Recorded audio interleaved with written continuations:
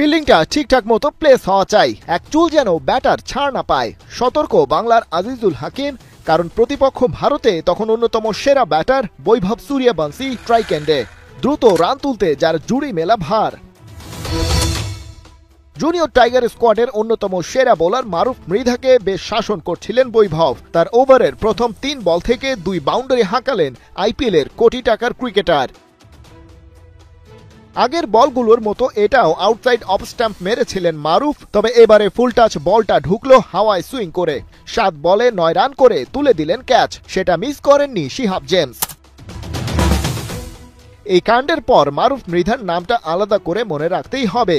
একের পর এক টোপ ফেলে এজ লেভেলে ভারতের অন্যতম সেরা ব্যাটার খ্যাত সূর্যবংশীকে বোকা বানিয়েছেন এই টাইগার পেসার।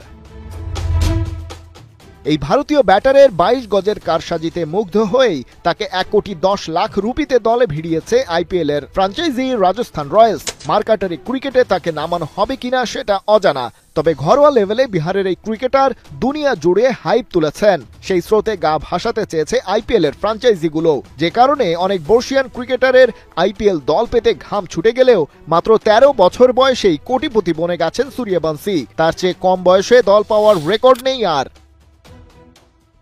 তবে হাইপ যতই উঠুক, মিডিয়া দিক যতই ব্যাকআপ, 22 গজের লড়াইটা করতে হবে বৈভবকেই।